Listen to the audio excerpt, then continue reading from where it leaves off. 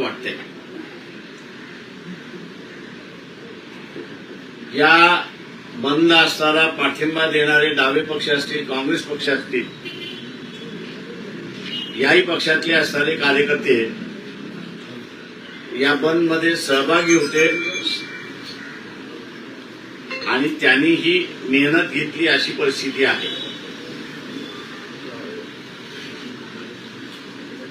शासनाचं जे काही वक्तव्य आपल्यावरती ती नौबत येऊ नये म्हणून येत्या काही दिवसामध्ये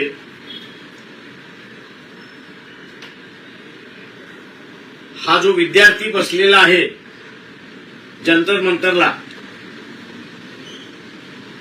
त्याच्यावरती कुठली नाही कुठली तरी कारवाई निश्चितपणे होईल अशा रीतीच्या सुद्धा बातम्या आहेत. अशी परिस्थिती आहे. या विद्यार्थ्यांचं जे तो मोठ्या प्रमाणात इंस्टाग्रामवरती आहे अशी परिस्थिती आहे. येत्या काही दिवसामध्ये या विद्यार्थ्यांचं इंस्टाग्राम बंद झालं याचंही आश्चर्य आपण त्या ठिकाणी मानू नये. कारण कारवाई करायची असेल तर कम्युनिकेशन बंद केलं पाहिजे, मोडलं पाहिजे, होता कामा नये हे बघावं लागेल. आणि ते बघायचं असेल तर मग इंस्टाग्रामवरचं जे अकाउंट आहे, या युथ जनरेशनचं इंस्टाग्रामवरचं जे अकाउंट आहे तेच ब्लॉक करा. अशा रीती ज्या दिवशी आली त्या दिवशी आपण समजा की जंतर मंतरवरती अजून काहीतरी घडेल अशी परिस्थिती आहे.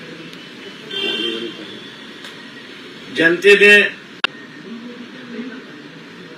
हा पुढचा कार्यक्रम काही पक्षांशी बोलून त्याच्याच बरोबर जंतर मंतरमध्ये ज्यांनी आंदोलन सुरुवात केलेलं आहे असा जो ग्रुप आहे, एका बाजूला सोमन वांगचू यांचा असणारा ग्रुप आहे आणि दुसऱ्या बाजूला इथे असणारा कॉकरोच पार्टीचा असणारा जो ग्रुप आहे, या दोघांशी तिथे बसून याच्या पुढचा लढा कसा राहणार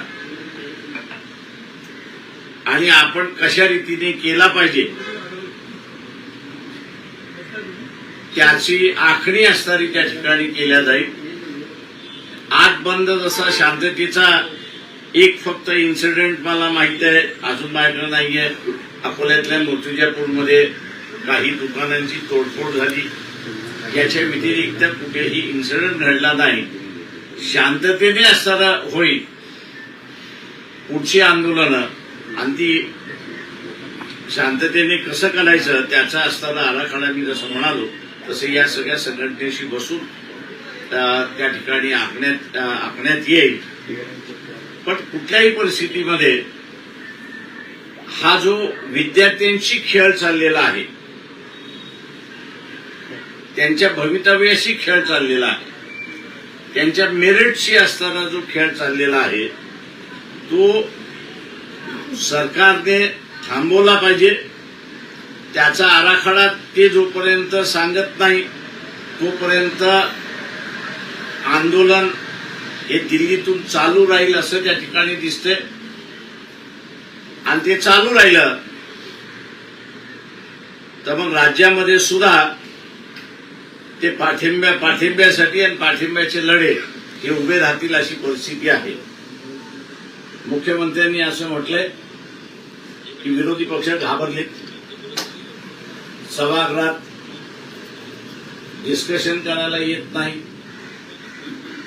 मुख्यमंत्र्यांना फक्त एकच आठवण करून देतो की उपोषणाला बसणारं एक डेलिगेशन माझ्या माहितीप्रमाणे 3 ते 4 दिवस अगोदर याच सरकारला भेटायला गेले.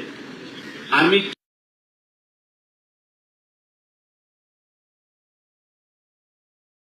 त्यांना काही भेटले नाही, पंतप्रधानांनी विचारलंच नाही. लडाखकडे ते असणारे बसले 2 तास की 2.5 तास त्यांना बाहेर त्या ठिकाणी बसवण्यात आलं, निवेदन घेतलं आणि त्यांना पाठवून देण्यात. त्याच्यामुळे चर्चेचे दरवाजे जे बंद आहेत मुख्यमंत्र्यांनी ते खुले करावेत त्यांच्या पक्षामधल्या लोकांना असं सांगावं की ही लोकशाही आहे, हुकुमशाही नाही. किंवा प्रश्न चर्चेनेच त्या ठिकाणी सुटतील आणि चर्चा जर घडली तर कदाचित मार्ग निघू शकतो आहे. मी पुन्हा महाराष्ट्राच्या जनतेचे आभार मानून या ठिकाणी थांबतो. तुम्ही स्वतः राहणार असता त्या ठिकाणी त्या संपूर्ण चर्चेसाठी आणि त्यानंतर तुमचा आराखडा आहे तो देखील आम्ही दिल्लीत जाणारच आहोत. तिथे असताना आणि पुढचं काय जे आम्हाला असं वाटतंय ते आम्ही त्यांच्या पुढे मांडू. कोणत्या दिवशी किंवा कुठल्या तारखेला तुम्ही त्या ठिकाणी जाणार? अजून 2 दिवसांनी जाऊ.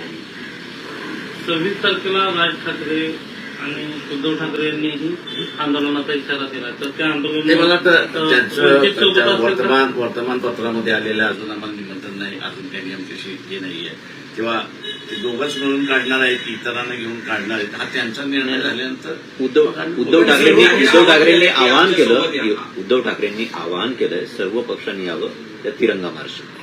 तुमचा सहभाग असेल का? ते आम्ही एक लक्षात घ्या, आम्ही कुठलाही इझम किंवा ज्याला प्रेस्टीज असं म्हणतो, इगो असं ज्याला म्हणतो, तो नाहीये. हे विद्यार्थ्यांचं आंदोलन आहे आणि हे विद्यार्थ्यांचं आंदोलन असल्यामुळे कुठल्याही पक्षाने केलं तर आमचा त्याला विरोध राहणार नाही. काँग्रेसनं एक बैठक बोलवली या सगळ्याच्या अनुषंगाने, सगळ्या महाविकास आघाडीच्या सगळ्या संबंधित पक्षांची वेगळं आंदोलन पुढे कसं घेऊन जायचं. तर त्या बैठकीला तुम्ही महाविकास आघाडीचे आम्ही घटक नाही. त्याच्यामुळे असणारं ती महाविकास आघाडीची बैठक आहे. त्याच्यामुळे असणारं निमंत्रण आलं तर आम्ही त्याच्यामध्ये जाऊ ना. वंचितने जसं आज राज्यभर बंदची हाक दिली होती त्यामुळे खूप मोठ्या प्रमाणात प्रतिसाद मिळाला. उद्धव ठाकरेंनी आणि राज ठाकरेंनी म्हणून आवाहन केलेलं आहे की तिरंग्याच्या झेंड्याकडे, तिकडे कुठल्याही पक्षाचा झेंडा नसेल, त्या एका झेंड्याखाली सर्व पक्ष जे विरोधक आहेत त्यांनी एकत्र यावं. जर वंचितला आज एवढ्या मोठ्या प्रमाणात प्रतिसाद राज्यभरातून मिळतोय जर तेव्हा देखील जर का वंचित त्या आंदोलनात सहभागी झाली तर आम्ही कोणालाही दरवाजे बंद केलेले नाही. एक लक्षात. प्रश्न असा आहे की त्यांचं नेमकं आंदोलन काय आहे, कसं आहे, ते कोणाला ते दोघंच करणार आहेत का हा मला वाटतं 1-2 दिवसामध्ये आपल्याला कळेल. त्यांचं आलं की आम्ही असं आमचे दरवाजे कोणाला बंद नाहीत एवढं मी सांगतो. या सगळ्या आंदोलनाच्या दरम्यान शरद पवार जंतर मंतरवर गेले आणि मोदीजींना भेटले. त्यानंतर राज ठाकरे म्हणतात की हे सगळे जंतर मंतर आहे. पण नेमकं मन की बात आहे. माझं सगळ्या पक्षांना आव्हान आहे की शरद पवारांचं पाठीमागची काही वर्ष पाहता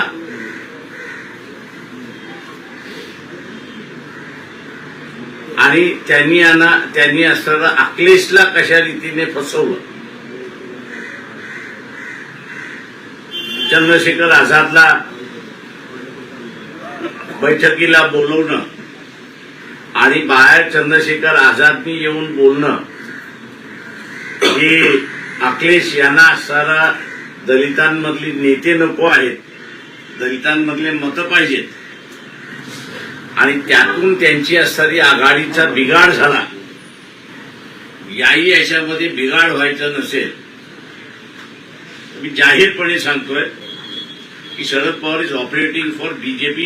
त्यांना असताना बाहेर तुम्ही ठेवा.